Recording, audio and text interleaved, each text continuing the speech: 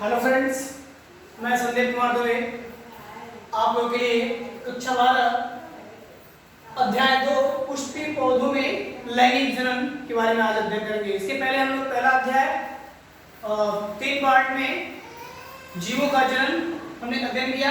आज हम लोग पुष्पीय पौधों में लैंगिक जनन के बारे में अध्ययन करेंगे। तो सबसे पहले पुष्प की संरचना को जानना अति आवश्यक है, यानी इस चैप्टर को पढ़ने से पहले हमको लैंगिक जनन के बारे में, लैंगिक जनन क्या होता है तथा पुष्प की संरचना के बारे में जानना अति आवश्यक है।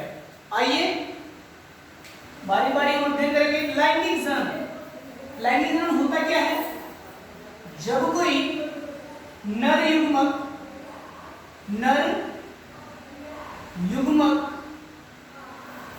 एवं मादा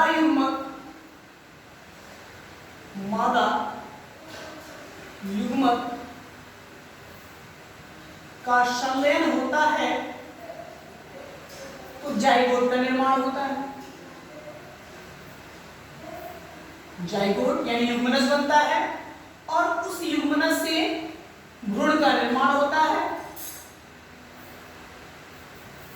एम्ब्रियो, ठीक है, भ्रूण का निर्माण होता है, भ्रूण से संतति की निर्माण होती है। तो अब इसके बारे में ये तो हमारा हो गया लैंगिक जनन। लैंगिक जनन कहते किसे हैं? जब कोई नर तथा मादा युग्मक आपस में संलयन कर किसी नए युग्मक और यानी भ्रूण का निर्माण होता है, जाइगोट के द्वारा जाइगोट बनता है, जाइगोट से क्या होता है? एम्ब्रियो यानी भ्रूण का निर्माण होता है, भ्रूण से संतति की निर्माण होती है, लैंगिक जनन प्रक्रिया कहलाती है। अब पुष्प की संरचना हम किसे कहते हैं? तो यहाँ पे हमको पुष्प की संरचना बनाना पड़ेगा। आइए पुष्प की संरचना बना के अध्ययन करते हैं।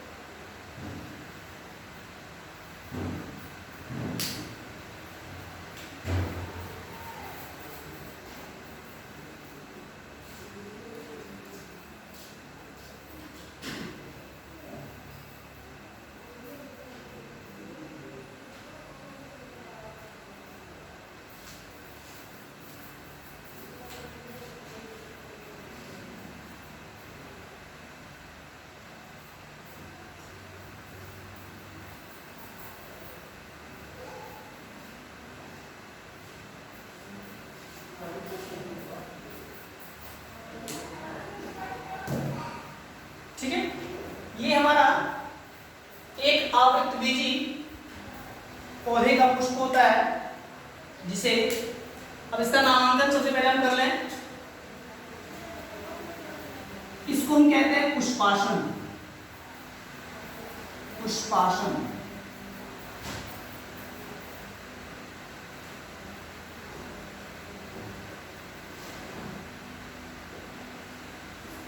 यानी थैलमस।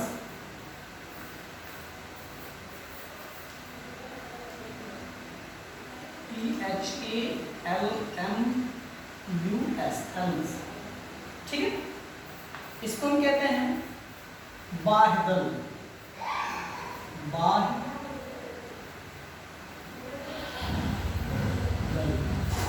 यानी कैलिक्स। इसको हम इस रंगीन भाग को दल कहते हैं, जिसको कोरोला।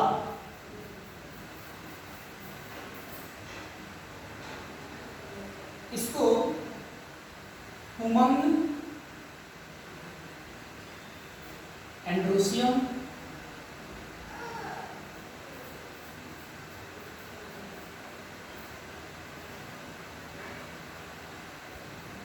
इसको परागकोश,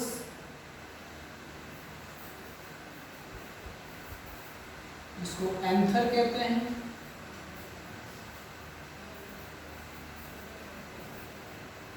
और बीच में डांटों की संरचना को परागकण कहते हैं। Pollen grain.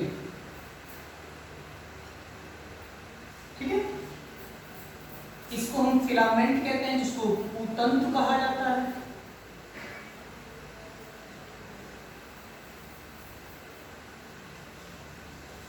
फिलामेंट, इसको हम संयोजी कहते हैं।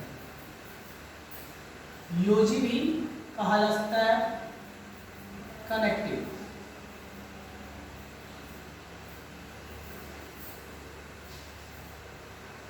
इस पूरे भाग को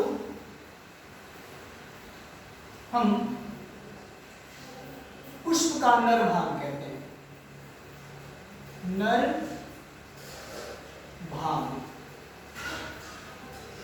तथा इस पूरे भाग को हम जायांग कहते हैं। जायांग या पब्लिक स्त्री केसर, या फिर कह सकते हैं मादा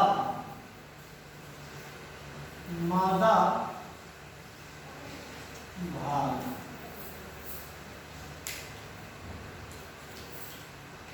इसको हम बीजांड कहते हैं,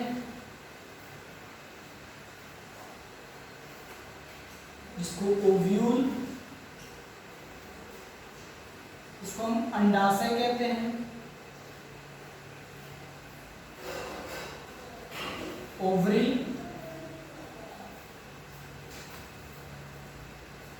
यहाँ पे ये हमारा वर्तिकाग्र, इसको स्टिग्मा,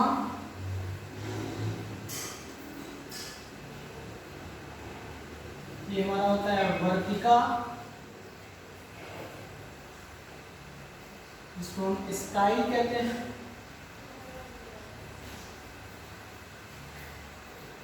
और ये हमारा एग सेल, जिसको हम अंड कोशिका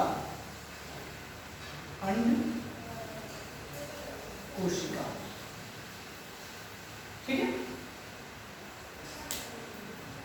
तो अब हम पुष्प की संरचना के बारे में अध्ययन करते हैं। पुष्प की यानी एक आवृतबीजी पौधे का पुष्प एक पुष्पासन की सहायता से, यानी थैलमस की सहायता से वह टिका होता है। पूरी पुष्प किस पे टिकी होती है?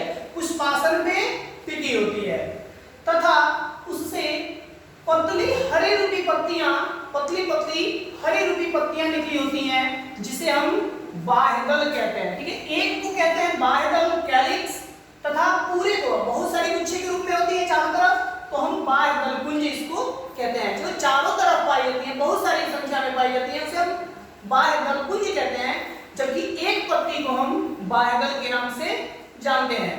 तथा इसके ठीक ऊपर कुछ रंगीन रूपी पत्तियां संरचना पाई जाती हैं, रंगीन पत्तियां रूपी संरचना होती है जिसे हम दल कहते हैं। ठीक है, एक को दल कहा जाता है तथा एक को दल तथा पुष्प के चारों तरफ जो रंगीन भाग पाई जाती है, एक अड़हुल की पुष्प आप देखे होंगे, उस अड़हुल के पुष्प के चारों तरफ जो पत्तियां रंगीन भाग होती हैं वह दलपुंज कहलाती हैं।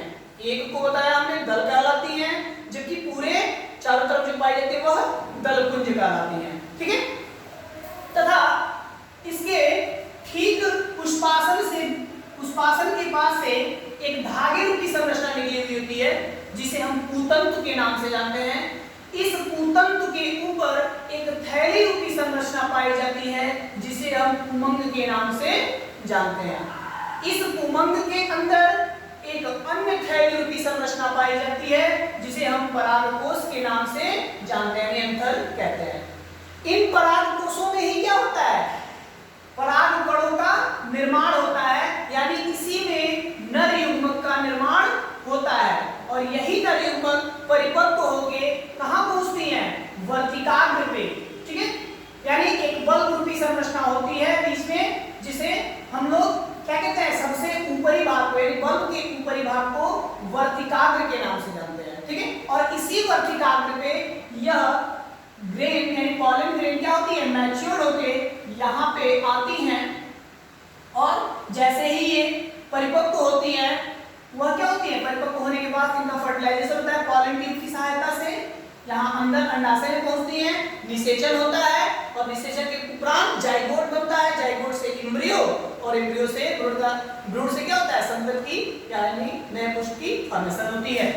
ठीक है, अब इस पूरे भाग को वर्तिकाग्र के ठीक नीचे जो धसी रूपी संरचना पाई जाती है उसे हम वर्तिका के नाम से जानते हैं, स्टाइल कहते हैं, तथा नीचे वाले यानी जो गोल रूपी संरचना पाई जाती है उसे हम अंडाशय कहते हैं। इन अंडाशय में क्या होता है, बीजांड, ये आपकी संरचना जो दिख रही है टेढ़ी मेढ़ी, यानी इसको हम कहते हैं बीजांड, यानी इसमें क्या होता है, बीजों का फॉर्मेशन होता है, यानी बीज का निर्माण होता है जिसे हम, और इसी में एक सेल का निर्माण होता है, यानी जो मादा कोशिका होती है एग सेल अंड कोशिका का निर्माण होती है और यही अंड कोशिका पॉलन ग्रेन के साथ क्या करती हैं, फ्यूज करती हैं, यानी निषेचित होती हैं और एक नई पुष्प का निर्माण होता है। ठीक है, अब इस पूरे भाग को यानी यहां से लेके यहां तक के भाग को यानी पुमंग, परागकोश, परागकण, संयोजी और पुतंतु, इस सारे भाग को हम पुष्प का नर भाग कहते हैं। ठीक है, पुष्प का नर भाग कहते हैं, जबकि इसको जोड़ने का कार्य कौन करता है, ऊपर वाले हिस्से को पुमंग को, तो संयोजी जोड़ने का कार्य करता है। तत्पश्चात जो वर्तिकाग्र, वर्तिका और अंडाशय ये संरचना होती है, बल्ब रूपी संरचना, यह मादा भाग कहलाती है, पुष्प का मादा भाग कहलाती है, या फिर इसे जायांग या स्त्रीकेसर के नाम से जानते हैं। ठीक है, अब इनमें एक सबसे बड़ी होती है कि पुष्प की संरचना कितनी होती है, पुष्प में संरचना कितनी होती है, कुल कितने पुष्प में कुल कितने चक्र होते हैं, यानी तो बताया जाता है कि पुष्प में कुल 4 भाग होते हैं, पुष्प में कुल 4 भाग होते हैं, जैसे बाह्य दलपुंज और दलपुंज, बाह्य दलपुंज प्लस दलपुंज, दलपुंज। ठीक है, यह दोनों एक चक्र बनाती हैं जिसे हम कहते हैं सहायक चक्र, सहायक चक्र। सहायक चक्र के 2 भाग होते हैं, कौन कौन, तो बाह्य दलपुंज और दलपुंज।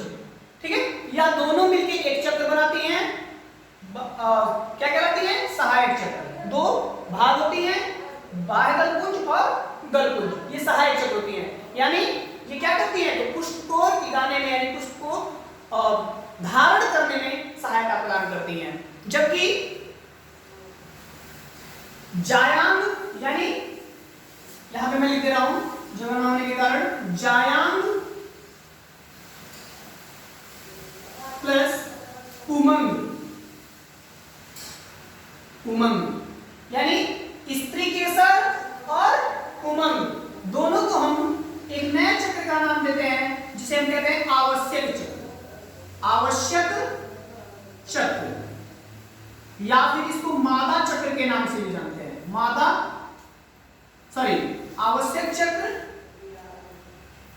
या फिर मादा चक्र, इसको आवर्त चक्र भी कहा जाता है। आवर्त चक्र तो मुख्य रूप से दो ही किताबों में नाम बताई जाती है, आवश्यक चक्र और आवर्त चक्र। किसको? तो जायांग और पुमंग यानी पुमंग और जायांग के भाग को हम आवश्यक चक्र या आवर्त चक्र के नाम से जानते हैं। यह जनन में सहायक होता है, यानी पुष्पों के जनन में यह सहायता प्रदान करता है। ठीक है, तो ये हमारा पूरी पुष्प की क्या हो गई? संरचना हो गई।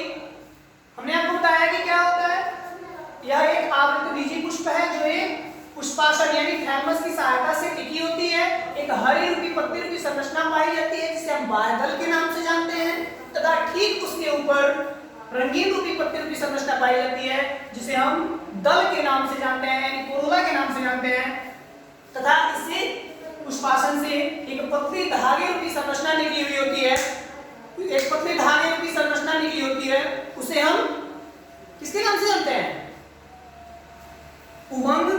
पुतंतु के नाम से जानते हैं। इस पुतंतु के सबसे ऊपरी हिस्से पर एक थैली रूपी संरचना होती है जिसे पुमंग के नाम से जानते हैं, तथा इसके अंदर एक अन्य थैली रूपी संरचना होती है जिसे हम परागकोश के नाम से जानते हैं।